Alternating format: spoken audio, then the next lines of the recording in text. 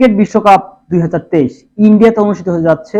এর আগেও পিচ নিয়ে অনেক বিতর্ক হয়েছে। সেই দিক থেকে আজকের এই ওয়ার্ল্ড কাপ ফাইনালের পিচ সম্পর্কে একটু আপনাদেরকে তথ্য দিই আমি বিষয়টি হচ্ছে এই নরেন্দ্র মোদী স্টেডিয়ামে আপনার হচ্ছে প্রায় 11টির মতো পিচ আছে।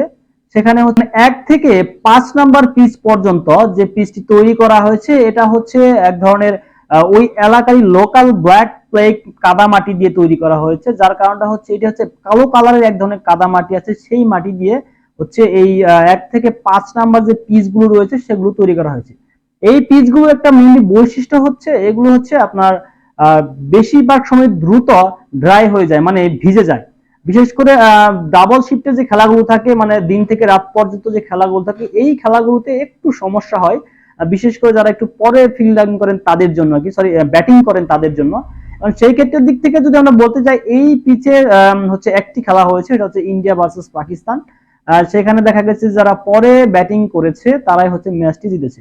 তবে এছাড়াও যে 6 থেকে 11 নম্বর যে পিচগুলো রয়েছে এগুলো তৈরি করা হয়েছে হচ্ছে আপনার ওই জায়গায় লোকাল এক ধরনের লাল মাটি দিয়ে লাল মাটি দিয়ে তৈরি করা হয়। এগুলোতে এই ধরনের কোনো সমস্যাগুলো নেই। তবে এই মাটিগুলোতে সমস্যাটা যেটা হচ্ছে সেটা হচ্ছে খুব একটা ড্রাই হয় না, ভিজে না।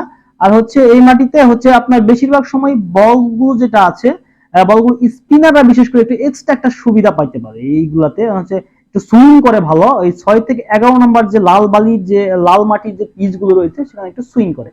আর যেটা হচ্ছে আপনার 1 থেকে 5 নম্বরের যে পিচগুলো রয়েছে সেগুলোর মধ্যে পেসার এবং স্পিনার দুইটাই খুব ভালো আপনার হচ্ছে কাজ করতে পারে। পেসারদের জন্য খুব ভালো একটা পিচ হচ্ছে এই পিচটা। আর সেই দিক থেকে আপনি বলতে পারেন যে আপনার ওয়ার্ল্ড কাপে যে 1 থেকে 5 নাম্বার পিচে যেহেতু খেলা হচ্ছে, 5 নাম্বার পিচটাতে খেলা হচ্ছে, সেই দিক থেকে আপনি আমরা স্বাভাবিক বলতেই পারি ইন্ডিয়া অস্ট্রেলিয়ার ম্যাচ, দুই দলে ভালো পেসার আছে এবং স্পিনার আছে। সেই দিক থেকে তারা অবশ্যই ভালো একটা কিছু করতে পারে। সেই দিক থেকে আমরা বলতে পারি যে ওয়ার্ল্ড কাপটা কেমন হতে যাচ্ছে এই পিচটাতে, যে পিচ নিয়ে যে কনফিউশনটা থাকে সবার মধ্যে। আর হচ্ছে আর এই পিচটার মধ্যে যে আরেকটা কথা বলতে যা হচ্ছে, এ পর্যন্ত 4টা খেলা হয়েছে, তার মধ্যে হচ্ছে আপনার প্রায় 3টা ম্যাচে হচ্ছে যারা পরে ফিল্ডিং করেছে তারাই জিতেছে। এক্ষেত্রে আমরা বলতেই পারি যে বিশেষ করে যারা আগে ফিল্ডিং করবেন তাদের জেতার সম্ভাবনাটা বেশি থাকে।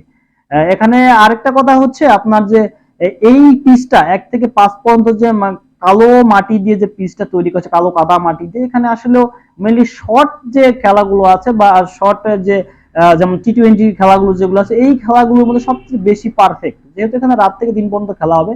সেদিক থেকে আমার মতে যারা পরে ব্যাটিং করবে, পরে বোলিং করবে যারা, তাদের জন্য হচ্ছে এই পিচটা খুব ভালো কাজে দেবে।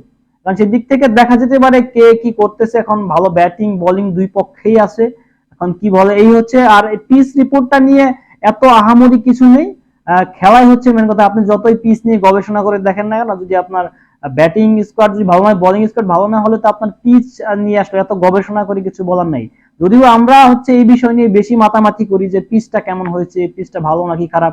তবে রাতের দিক থেকে ড্রাই হলে এই পিচটাতে একটু বলটা পিচ করে বেশি, মানে একটু গতি হয় বেশি এবং সুইং খুব ভালো করে। আজকের মতো এই পর্যন্ত। ভিডিওটি ভালো লাগলে অবশ্যই চ্যানেলটিকে সাবস্ক্রাইব করবেন। আসসালামু আলাইকুম।